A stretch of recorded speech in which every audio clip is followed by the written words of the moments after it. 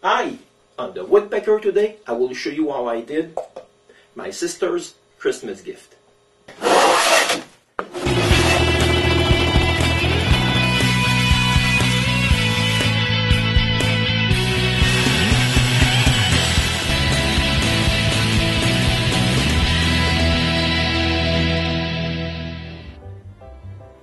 In my last episode, I made cremation urns for my parents.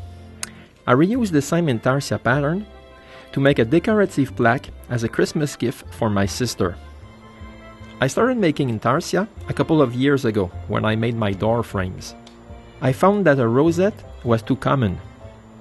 So all my corner blocks have a Canada Goose on them, and they are made to be changed according to the seasons.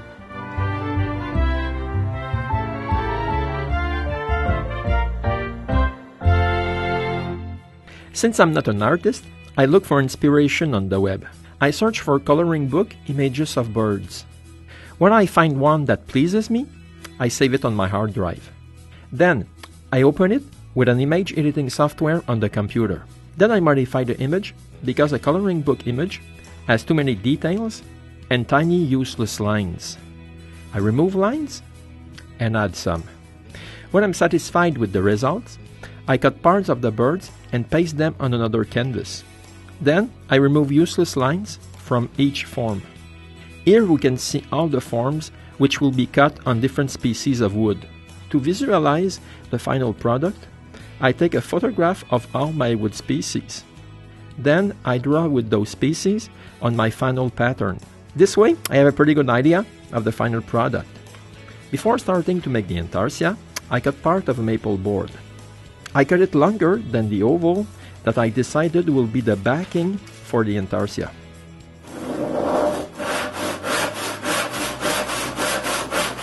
I resaw the board in half to have a thinner board but wider when it will be glued.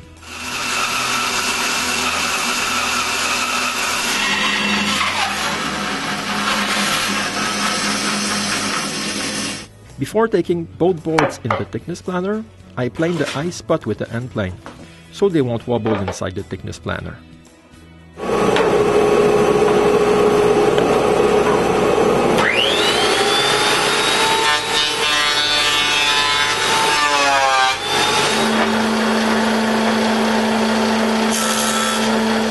Then I pass both boards on the jointer, so they will be straight for their glue up.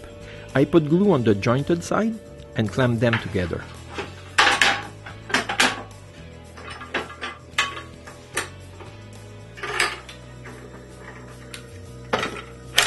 While the glue dries, it's time to start making the Intarsia.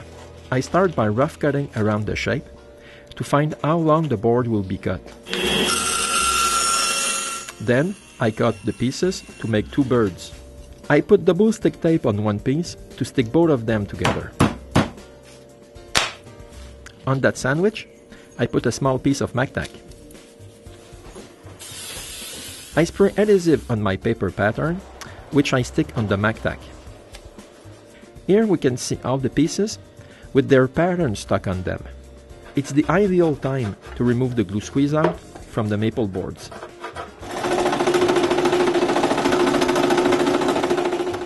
Then I cut all the patterns on the scroll saw.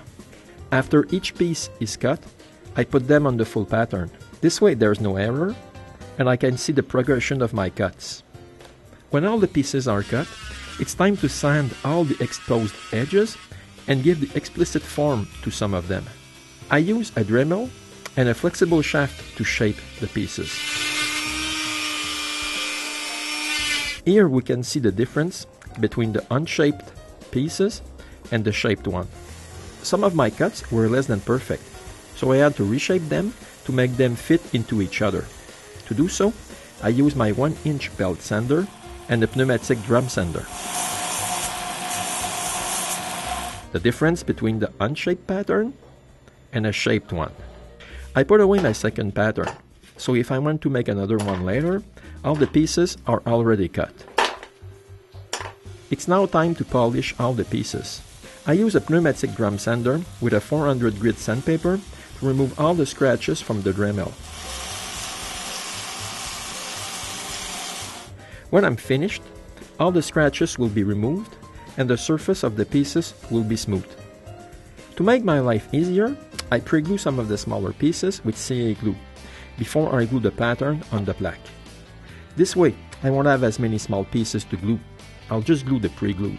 Here they are, all the pre-glued pieces. It's time to find the size of the ebony piece that I cut for the eye of the hummingbird. Then, I drill the eye.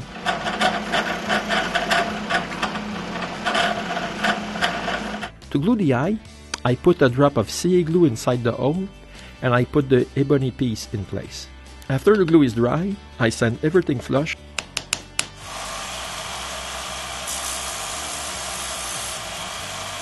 and I finally repolish the head.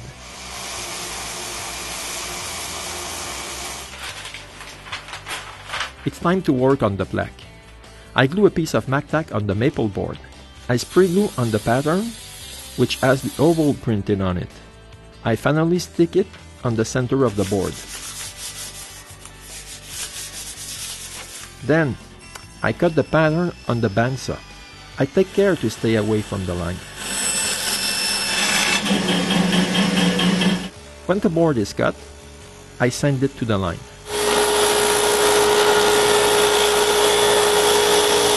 It's time to remove the pattern. Here you can see why I always use MacTac. It's easier to remove after. Then I pass the board inside the drum sander. This will make both sides even and smooth.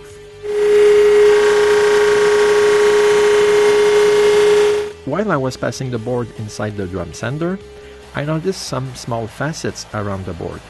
So I resand the edge while checking it with my hand to feel if it's okay. When everything pleases me, I run over the back with a 1/4 inch round over bit. I change the bit for a 1/2 inch round over bit and I round over the front of the board. It's time for sanding. I sand both sides of the board with a 80 grit sandpaper, change to a 120 and finish with 220. The side is sanded by hand. It's time to glue the pieces on the board. I lay the pieces like the pattern. Then I remove them one by one and glue them in their place. I do that for every piece.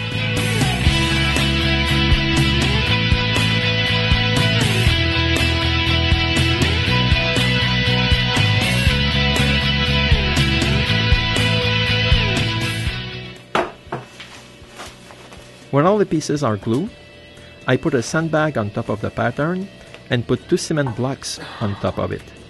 I let the glue dry overnight with all that weight. The next morning, I glue the bird's claws. I put CA glue inside one of the holes for the claw and put the ebony pieces that I cut for the claw. Then, I glue the other claw.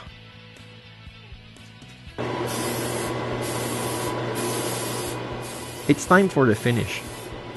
I put spray can lacquer.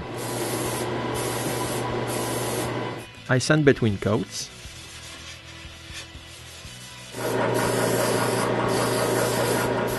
I put 4 coats of lacquer that way. When the lacquer is dry, I glue the hanger which will hold the decorative plaque to the wall with 5-minute epoxy glue. My sister's Christmas gift.